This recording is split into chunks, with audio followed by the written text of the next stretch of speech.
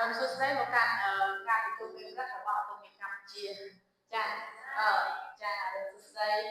តែជាបឋមមានក្នុងរបស់អង្គការសូមអង្គការជំរាបសួរទៅដល់អ្នកទាំងអស់គ្នាដែលមានវត្តមាននៅទីនេះចាចូលរួមក្នុងការប្រជុំពេលព្រឹកនេះផងដែរអញ្ចឹងឃើញថា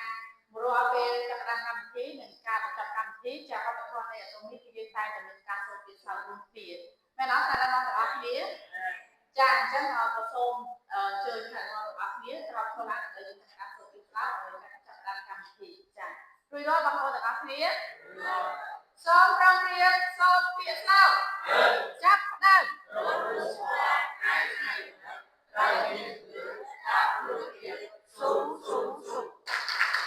ចាអរគុណច្រើនទៅដល់ថារហូតដល់មានវត្តមានទីនេះក៏ដូចជាច្រើនផងដែលកំពុងទស្សនាការ live ផ្ទាល់វាទៅមានកម្មវិធីផងដែរចាអញ្ចឹងនៅក្នុងព្រឹកនេះផងដែរខ្ញុំមានវត្តមានមកចែករំលែកទាក់ទងជាមួយនឹងការប្រើប្រាស់ផលិតផលចាជាអាហារសុខភាពរបស់ក្រុមហ៊ុន Atomy ហើយក៏ដូចជាទទួលបានលទ្ធផលមុននឹងក្រោយប្រើតាមរយៈអាហារមួយនេះទៅលើការផ្លាស់ប្ដូរសុខភាពផងដែរចាអញ្ចឹងនេះខ្ញុំមុននឹងចូលទៅដល់វិធានបទសម្រាប់ថ្ងៃនេះក៏សូមជម្រាបជូនទៅដល់បងប្អូនទាំងអស់គ្នាចាពីប្រវត្តិខ្លះៗទាក់ទងជាមួយនឹងមុននឹងស្គាល់ Atomy ចាអញ្ចឹងមុននឹងស្គាល់ Atomy ខ្ញុំក៏ជាអ្នកបម្រើការងារនៅក្នុងវិស័យរោងចក្រផងដែរចាគឺនៅក្នុងវិស័យរោងចក្ររហូតដល់រយៈពេល21ឆ្នាំអញ្ចឹងមានបងប្អូនអ្នករោងចក្រអត់មានអូចាមានដែរចាតាមពិតចាអរគុណច្រើនចាអញ្ចឹងបងប្អូនទាំងអស់គ្នាយើងប្រកាសជាអាចនិយាយបានថាយើងមានសំណាងនិងខ្លះដែរចាស្ព្រេយវាសនាខ្លួនឯងក៏ដូចជាសុខភាពក៏ដូចជាចំណូលតាមរយៈក្រុមហ៊ុន Atomy ជឿជាក់អត់ចាអញ្ចឹងឲ្យតែបងប្អូនមានជំនឿទេចាគ្រាន់តែបងប្អូនមានជំនឿនោះបងប្អូននឹងអាចសម្រេចហើយទទួលបានលទ្ធផលដែលថ្មីហើយប្រសើរនៅក្នុងជីវិតផងដែរចានេះខ្ញុំបានស្គាល់ Atomy តាមរយៈតែផលិតផលមួយគឺឆ្នាំដុតថ្មីតែពេលដែលខ្ញុំបានប្រើឆ្នាំដុតថ្មីប្រើហើយអត់មាន sponsor ទេចាខ្ញុំគ្រាន់តែទិញនៅក្នុងផ្សារឯងតែនៅថ្ងៃមួយខ្ញុំបានមិត្តភ័ក្តិរបស់ខ្ញុំអញ្ជើញឲ្យខ្ញុំចូលរួមសិក្ខាសាលានៅទីនេះគឺសិក្ខាសាលាជោគជ័យនៅថ្ងៃទី7ខែ4 2018ចាចឹងពេលនោះពេលដែលខ្ញុំចូលហើយខ្ញុំមិនទាន់សម្រេចចិត្តថាធ្វើ Atomy 100%ទេប៉ុន្តែក្រោយពីខ្ញុំបានស្ដាប់ប្រសាសន៍របស់លោកស្ថាបនិកចាដែលបទបង្ហាញអំពីនេតិថាជីវិតធ្វើឲ្យខ្ញុំប្រែគំនិតចាពីមុនខ្ញុំមិនអាចគិតថាខ្ញុំខ្លាយទៅជាអ្នកដែលអាចរកចំណូលបានច្រើនពីប្រាក់ខែរោងចក្ររបស់ខ្ញុំទេខ្ញុំមិនអាចដែរគិតថាខ្ញុំអាចអង្គុយធ្វើការទាំងនេះបានទេអត់អាចទេចាមិនអាចឈរនៅលើឆាកដែលមានមនុស្សច្រើនបានទេប៉ុន្តែដោយសារតែបទបង្ហាញមួយនោះហើយធ្វើឲ្យខ្ញុំផ្លាស់ប្ដូរគំនិតថាចាបើសិនជាខ្ញុំអ្នកណាក៏អាចធ្វើបានដែរចាបើសិនជាយើងចង់ធ្វើចាចឹងដល់មកទាំងអស់គ្នាដែលមានវត្តមានទីនេះយើងពិតជាទទួលបានឱកាសពិសេសលើអ្នកដែលអត់ស្គាល់ដោយសារអី Atomy មានប្រព័ន្ធចាមានប្រព័ន្ធឲ្យបងប្អូនទាំងអស់គ្នាអភិវឌ្ឍសមត្ថភាពចាអញ្ចឹងអភិវឌ្ឍសមត្ថភាពដោយមិនចាំបាច់បង់ប្រាក់ទេប៉ុន្តែសំខាន់បងប្អូនទាំងអស់គ្នាមានការតាំងចិត្តថា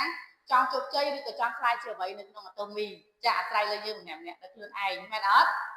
ចាអញ្ចឹងដើម្បីឲ្យយើងកាន់តែមានស្មារតីរឹងមាំនៅក្នុងការតាំងចិត្តនាងខ្ញុំសូមណែនាំផលិតផលមួយប្រភេទចាដែលជាអាហារឯករបស់ក្រុមហ៊ុន Atomy បើនិយាយពីផលិតផលនេះគឺគេដឹងថាជារបស់ Atomy តែម្ដងមានក្រុមហ៊ុនពីរមែនអត់ចាអញ្ចឹងថ្ងៃនេះផងដែរខ្ញុំនឹងចែកជូនតាក់ទងជាមួយនឹងអាហារសុខភាព Atomy Hemohim ចាអញ្ចឹងខ្ញុំសួរថាបងប្អូនទាំងអស់គ្នាមានអាការៈទាំងអស់នេះអត់ជារងថ្ងៃចានៅជីវិតរស់នៅបច្ចុប្បន្ននេះតែមានកម្លាំងថាតែមានអារម្មណ៍ថាអស់កម្លាំងងាយនឹងឆាប់នឿយហត់មានអញ្ចឹងអត់ចាសុខភាពទូទៅខ្សោយបើអង្គុយចិត្តអ្នកផ្ដាសាយឬមួយក៏អត់គេងតែមួយយប់ទេចាគឺខ្ញុំផ្ដាសាយហ្នឹងគឺសុខភាពខ្ញុំពីមុន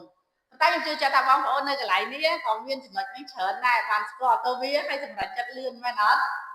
ចាអញ្ចឹងស្បែកយើងមិនដែលស្អាតទេតែស្អាតហើយស្លេកស្លាំងហើយក៏មិនភ្លឺថ្លាដែរចាហើយមួយទៀតនោះគឺគ្មានថាមពលនៅក្នុងការធ្វើការជីវិតខ្ញុំពេលនោះគឺធ្វើដើម្បីតែប្រាក់ទេថ្នាក់ដំណងទាំងអស់គ្នាចាធ្វើដូចជាទោះជាឈឺក៏ត្រូវតែទៅដែរទោះជាមានអារម្មណ៍ថាអស់កម្លាំងក៏ត្រូវតែខិតខំធ្វើដែរដើម្បីអីដើម្បីតែប្រាក់ចំណូលមកគុំក្រុមគ្រួសារបាទចាប៉ុន្តែអ្វីដែលអស្ចារ្យយើងក៏អរគុណដល់បញ្ហាទាំងអស់នេះដែរដែលបានកើតឡើងហើយធ្វើឲ្យយើងបានស្គាល់ឱកាសដែលល្អចាតាមរយៈក្រុមហ៊ុន Atomy ចាអញ្ចឹងដោយសារតែអាការៈទាំងអស់នេះហើយរូបសម្រស់របស់នាងខ្ញុំក៏ដូចជាសុខភាពគឺអត់មានល្អទេសម្រាប់បងទាំងអស់គ្នាពេលនោះខ្ញុំវ័យ30ទេចាប៉ុន្តែវ័យនេះ43ចាអញ្ចឹងវ័យ30របស់ខ្ញុំថានាំឃើញអត់ចាគឺ ស្បែកក៏ដូចជារូបរាងរបស់យើងគឺអត់និយាយថាមើលទៅវាមិនខាសុខភាពណាមែនអត់បងប្អូនទាំងអស់គ្នាចាអញ្ចឹងបងប្អូនទាំងអស់គ្នាអាចផ្លាស់ប្រែកាយវាសនាក៏ដូចជារូបរាងខ្លួនឯងក៏ដូចជាចំណូលតាមរយៈចាការដែលយើងយកចិត្តទុកដាក់ក្នុងការប្រើប្រាស់ផលិតផលអាតូមីបានចាអញ្ចឹងសួរត្រឡប់មកវិញថាតើហេតុអ្វីបានយើងត្រូវញ៉ាំហេមហ៊ីមខ្ញុំឥឡូវអត់ទាន់ឈឺបងណាខ្ញុំឥឡូវនៅក្មេងណាខ្ញុំមិនដែលកើតអីផងហ្នឹងមែនទេចាប៉ុន្តែសួរត្រឡប់ទៅវិញថាបងប្អូនជិះឡានចាំឡានខូចមែនឬមួយក៏មានថ្ងៃដូរប្រេងម៉ាស៊ីនឬមួយក៏មានការលាងការថែទាំមែនទេប្រឡាក់តិចស្គរតិចមិនបានទេដល់យកទៅជាងមែនអត់ចាអញ្ចឹងរាងកាយរបស់យើងក៏ដូចគ្នាដែរបងប្អូនទាំងអស់គ្នាចាមិនបាច់ចាំឈឺមិនបាច់ចាំឃើញថាមានជំងឺអីចាំយើងថែទាំឲ្យត្រូវចាប់តាមថែទាំពីឥឡូវព្រោះជីវិតរស់នៅបច្ចុប្បន្នមិនថាបងប្អូនទាំងអស់គ្នាខ្ញុំមានលុយច្រើនណាមានលុយច្រើនក៏មិនអាចអត់ពិបាកចិត្តដែរមែនអត់ចាមែនណាដល់នេះអត់លុយបាន stress បានមានការកាត់ច្រើននៃទោះជាអ្នកមានលុយកាត់ពេលខ្លះអ្នកមានលុយកាត់ច្រើនជាងអ្នកអត់លុយទៀតមែនអត់ដោយសារតែគាត់ធ្លាប់មានណាខ្លាចបាត់បង់នៅអ្វីដែលខ្លួនឯងកំពុងមានចាអញ្ចឹងគឺយើងគិតជារៀងរាល់ថ្ងៃចឹងនៅក្នុងជីវិតរស់នៅសប្តាហ៍ថ្ងៃមិនថាខ្ញុំមិនថាបងប្អូនទាំងអស់គ្នាគឺយើងមានទំនួលខុសត្រូវជាច្រើនម្នាក់នៅក្នុងក្រុមគ្រួសារចាជាពិសេសបុរសចាគាត់មានទំនួលខុសត្រូវជាមួយគ្រួសារអញ្ចឹងការកាត់របស់គាត់ជីវិតរបស់គាត់គឺប្រើប្រាស់ច្រើនមែនទែនក្រោមពន្លឺថ្ងៃហាភ្លៀងហាខ្យល់ជាច្រើនចាអញ្ចឹងស្ត្រីមួយចំនួនក៏ដូចគ្នាដែរចាអញ្ចឹងនេះគឺជារឿងមួយទៀតទី2ចឹងភាពទាំងអស់នេះហើយពេលដែលយើងមាន stress យើងពិបាកនៅក្នុងការគេងអត់គ្រប់គ្រាន់ចឹងវាធ្វើឲ្យរាងកាយរបស់យើងនឹងគឺងាយនឿយហត់ងាយឈឺដោយសារហេតុអីដោយសារតែប្រព័ន្ធភាពស៊ាំរបស់យើងធ្លាក់ចុះចឹងបងប្អូនពីមុនមកអត់ទាន់ស្គាល់អាតូមីស្គាល់ថាអ្វីជាប្រព័ន្ធភាពស៊ាំច្បាស់អត់ចាសូមឲ្យខ្ញុំអត់ច្បាស់ទេបងប្អូនទាំងអស់គ្នាអត់ស្គាល់ថាអ្វីជាប្រព័ន្ធភាពស៊ាំទេតែកថារាងកាយយើងតែអាយុច្រើនទៅចាំទៅនឹងឈឺហើយចាប៉ុន្តែសួរថាត្រូវថែទាំរាងកាយនឹងបែបម៉េចកុំឲ្យវាចាស់កុំឲ្យវាឈឺចាអត់ដឹងទេចាដឹងតែម្យ៉ាងគាត់គឺត្រូវតែរកលុយរកប្រាក់ចំណូលចាអត់បានចង់និយាយថាចង់ដកលុយពីម៉ាស៊ីន ATM មិនតាបានថែរក្សាម៉ាស៊ីន ATM មួយហ្នឹងទេមែនអត់ចាយើងទាំងអស់គ្នាជាម៉ាស៊ីន ATM ជឿអត់ចាតាមម៉ាស៊ីន ATM ខូចហើយអត់ដឹងដកចេញពីណាទេដាក់ប៉ុណ្ណឹងដកប៉ុណ្ណឹងដែរចាចាអញ្ចឹងមួយទៀតប្រព័ន្ធភាពស៊ាំថយចុះដល់យើងអត់ដឹងខ្លួនទេត្រាក់ដល់ទាំងអស់គ្នាដូចជាយើងមើលរំលងការហាត់ប្រាណជាប្រចាំដូចជាយើងមើលរំលងទៅការជ្រើសរើសចំណីអាហារដែលត្រឹមត្រូវដូចជាការគេងយប់ជ្រៅចាទាំងអស់ហ្នឹងហើយគឺសុទ្ធតែចាធ្វើឲ្យប្រព័ន្ធភាពស៊ាំយើងធ្លាក់ចុះចាអញ្ចឹងបងប្អូនទាំងអស់គ្នាសួរថាបងប្អូនទាំងអស់គ្នានឹងខ្ញុំដឹងរឿងហ្នឹងល្អហើយតែពេលខ្លះយើងធ្វើបានជាប្រចាំអត់ទេចាដោយសារតែទំនួលខុសត្រូវដោយសារតែភារកិច្ចពេលខ្លះក៏យើងអាក់ខានដែរប៉ុន្តែពេលដែលយើងនៅក្នុងប្រព័ន្ធអាតូមីហើយយើងទទួលបានផ្លាស់ប្ដូរតាមរយៈអាហារសុខភាពនិងការណែនាំជាច្រើននៅក្នុងប្រព័ន្ធមួយនេះយើងអាចនឹងឆ្លៀតពេលទោះជាយើងអត់ដឹងក៏ដោយចាអញ្ចឹងបងប្អូនទាំងអស់គ្នាសូមព្យាយាមជាពិសេសបងប្អូនស្ត្រីអាយុវ័យ40ទៅយើងប្រឈមជាមួយនឹងជំងឺច្រើនចាយើងព្យាយាមជាងគេគឺការហាត់ប្រាណឲ្យបាន30នាទីការជាមួយនឹងការដែលយើងញ៉ាំអាហារឲ្យបានត្រឹមត្រូវអាហារត្រឹមត្រូវនោះគឺជាអ្វីបងប្អូនទាំងអស់គ្នាខ្លាញ់តិចស្ករទាបចាអំបិលតិចនោះហើយគឺជាអាហារដែលត្រឹមត្រូវចាប៉ុន្តែពេលខ្លះទៅយើងនៅតែភ្លេចខ្លួនចឹងដោយសារតែយើងគិតថាយើងចង់ញ៉ាំយើងឆ្ងាញ់ពេលដែលចង់ញ៉ាំប្រាប់ខ្លួនឯងម្ដងរហូតមែនអត់តែតាមពិតរងថ្ងៃថាព្រោះម្ដងរហូតថ្ងៃហ្នឹងរហូតដល់ចាអូខេចាអញ្ចឹងយើងមិនគួររងចាំឈឺទេចាមានសុខភាពសិនទើបចាប់ផ្ដើមថែរក្សាសុខភាពចាអញ្ចឹងមានបញ្ហាសុខភាពគឺយើងពិបាកប្រាក់ដល់ទាំងអស់គ្នាបើយើងមានហើយយើងមករក្សាពិបាកប៉ុន្តែយើងចូលរក្សាមុនដើម្បីការពារកុំឲ្យវាមាននោះគឺជាប្រសើរអញ្ចឹងទាំងអស់នេះហើយមូលហេតុទាំងអស់នេះហើយទើបយើងត្រូវតែចាទទួលទានអាហារសុខភាពហេមូហ៊ីមចាអញ្ចឹងសួរទៅវិញថាពេលខ្លះយើងដឹងហើយថាលក្ខខណ្ឌឬក៏រឿងទាំងអស់ដែលខ្ញុំរៀបរាប់ពីខាងដើមយើងមិនបានធ្វើជាប្រចាំទេអញ្ចឹងសុខភាពរបស់យើងមិនដំណើរផលមិនល្អទេចាអញ្ចឹងយើងគ្រាន់តែលឺទេអញ្ចឹងពេលខ្លះមិនលឺទេចេញរោគសញ្ញាមកទៀតតែនៅតែមិនយកចិត្តទុកដាក់មែនអត់ចាអញ្ចឹងរោគសញ្ញាទាំងអស់នេះវាមិនមែនជាសុខវាកើតឡើងទេព្រោះទាំងអស់គ្នាបានន័យថាវាដល់កំណត់ទៅដូចឡានចេញឆេកអញ្ចឹងណាវាដល់កំណត់ទៅទើបវាបញ្ចេញសញ្ញាហ្នឹងមកក្រៅប្រាប់ថារាងកាយរបស់យើងកំពុងតែមានបញ្ហាចាអញ្ចឹងបងប្អូនខ្លះគាត់ខិតខំមែនទែនចាគាត់ព្យាយាមចំណាយពេល ចូលរួមសិក្ខាសាលាសិក្សាជាមួយ sponsor ច្រើនណាស់ប៉ុន្តែដោយសារតែរាងកាយរបស់គាត់គ្មានដំណោយផលគាត់អត់ដោតយកបានទេចាគាត់ខ្សោយការចងចាំអញ្ចឹងណាចាមួយទៀតពេលដែលយើងចាប់ផ្ដើមគេចាប់ផ្ដើមគិតទៅមានអារម្មណ៍អញ្ចឹងអត់ចាឲ្យតែថាពេលខ្លះទៅគេភ្នែកបិទណាមិនតែខួរក្បាលនោះវល់រហូតចាវល់ដូចគេចុចគេអត់មានបិទកងតាក់អញ្ចឹងមានណាចាអញ្ចឹងភ្នែកបិទដែរមិនតែអ្នកណាធ្វើអីចិត្តហ្នឹងក៏យើងដឹងដែរចាហើយមួយទៀតអាការៈឈឺក្បាលវិលមុខចាឈឺក្បាលវិលមុខក៏បើសិនជាវាជាញឹកញាប់ក៏នោះក៏ជារោគសញ្ញាដែរចាប៉ុន្តែពេលខ្លះទៅរាងកាយយើងទាំងអស់គ្នាតែងគិតថាឈឺសួរខ្លួនឯងឆ្លើយខ្លួនឯងហើយស្វែងរកហេតុផលខ្លួនឯងឈឺក្បាលថ្ងៃហ្នឹងមកប្រាប់ញ៉ាំអាហារពេលព្រឹកអូឈឺក្បាលថ្ងៃហ្នឹងមកពីគេយកជ្រៅពេកចាអញ្ចឹងយើងសួរខ្លួនឯងយើងឆ្លើយខ្លួនឯងទេតែទៅពេលដែលយើងអញ្ចឹងរាល់ថ្ងៃយើងលែងចាប់អារម្មណ៍មួយវាតែតាមពិតមិនមែនវាជារោគសញ្ញាមួយដែលបញ្ជាក់ថារាងកាយមួយនេះកំពុងតែប្រកាសអាសន្នហើយឬក៏បញ្ជូនសញ្ញាឲ្យយើងប្រុងប្រយ័ត្នចាអញ្ចឹងចំណង់អាហារក៏ដូចគ្នាដែរជំងឺចំណង់អាហារនេះបានន័យថាពេលខ្លះយើងឃ្លានខ្លាំងហើយយើងញ៉ាំឆ្អែតខ្លាំងតែពេលខ្លះយើងឃើញអាហារនេះយើងអត់ចង់ញ៉ាំតែសួរថាឃ្លានអត់ឃ្លានតែវាដូចតែមានអារម្មណ៍ថាអត់ចង់ញ៉ាំចាចឹងការរំលាយអាហារមិនទៀងទាត់ក៏ដូចគ្នាដែរគឺវាប៉ះពាល់ច្រើនទៅដល់រាងកាយរបស់យើងទៅដល់សុខភាពរបស់យើងទៅដល់កម្លាំងរបស់យើងចាកាលណាការរំលាយអាហារមិនទៀងទាត់វាទុកដល់អាហារនោះជូរប្អូរមិនខូចទៅគុណភាពអាហារទៅប្រព័ន្ធរំលាយអាហាររបស់យើងធ្វើការរំលាយអាហារអញ្ចឹងអ្នកដែលការរំលាយអាហារមិនល្អគឺគាត់តែងតែចុកឆ្អល់ចាហើយជាមួយនឹងការហើមពោះអញ្ចឹងទាំងអស់នេះគឺជាអាការៈដែលយើងត្រូវតែ check ខ្លួនឯងជាប្រចាំចាបើសិនជាសម័យមុនណាយើងអ្វីក៏ទៅពេទ្យដែរយើងត្រូវតែពិគ្រោះជាមួយនឹងពេទ្យតែសម័យនេះថ្នាក់មកទាំងអស់គ្នារួមទាំងខ្ញុំណាចាគឺយើងមាន AI មែនអត់ចាបើសិនជាថ្នាក់មកទាំងអស់គ្នាប្រូបន្តិច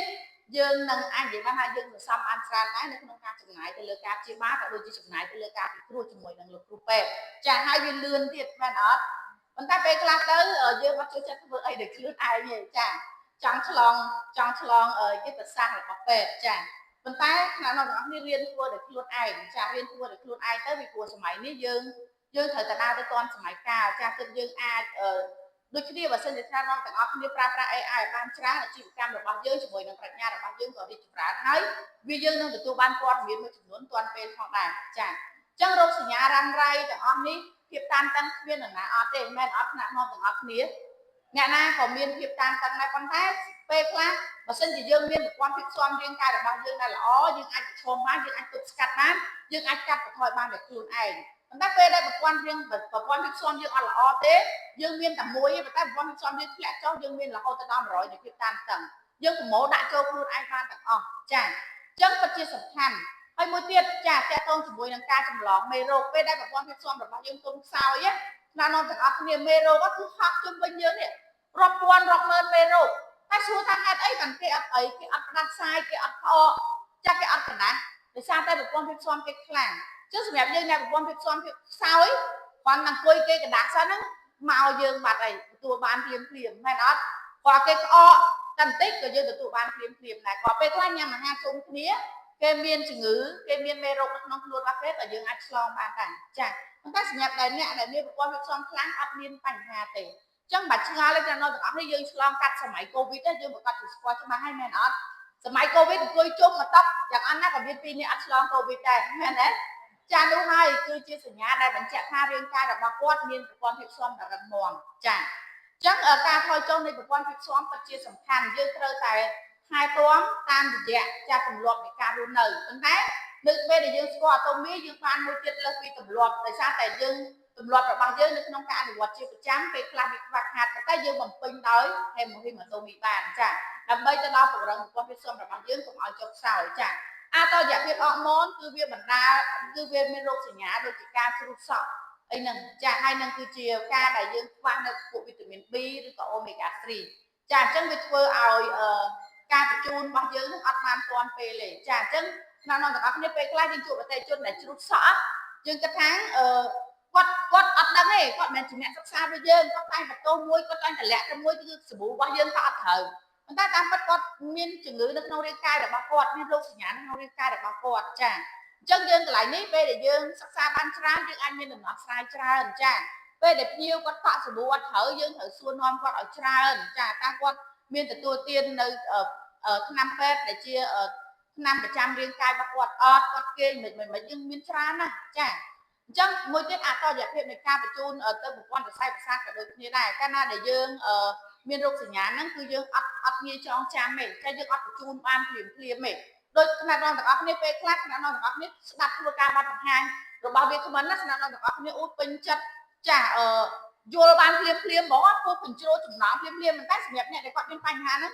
គាត់ស្ដាប់ទៅធម្មតាចាដូចគាត់បញ្ជូនអត់បានលឿនណាទៅកាន់ប្រព័ន្ធប្រសាទរបស់គាត់ណាចាទៅកាន់ខួរក្បាលរបស់គាត់អញ្ចឹងនេះគឺជាអញ្ចឹងមិនឆ្ងល់ទេថាអីបានបុគ្គលពីរនាក់រៀនដូចគ្នាទេម្នាក់ដូចថាចាប់បានលឿនជាងម្នាក់ចាប់អត់ធ្វើបានណាចុះវាតកតងជាមួយនឹងប្រព័ន្ធរាងកាយចុះខ្សោយសាកថ្នាក់ដល់ទាំងអស់គ្នាគេអត់គ្រប់មកអានសភៅឲ្យចប់មកស្លឹកចាំតែមកឃ្លាក៏អត់ចាំដែរធ្លាប់អញ្ចឹងអត់ចា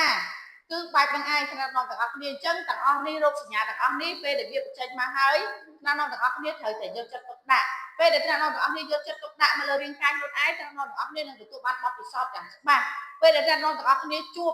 អតិថិជនរបស់យើងដែលគាត់មានសញ្ញានេះគឺយើងនិយាយមកខុសទេនិយាយឲ្យច្រើនដងដូចពេទ្យចឹងវាអារម្មណ៍បែបហ្នឹងអត់ចាគឺយើងដូចគ្រូពេទ្យចឹងដោយសារអីដោយសារតែយើងជួបហើយអនុវត្តហើយចាជាពិសេសបើជួបមកលើខ្លួនឯងទៀតកាន់តែអនុវត្តហើយនឹងយើងធ្វើការបកស្រាយធ្វើការប្រឹក្សារបស់គាត់យ៉ាងច្បាស់ហ្មងចាក្នុងនាមយើងជាសមាជិកអាតូមីទាំងអស់មិនមែនជាអ្នកលក់អីគឺជាអ្នក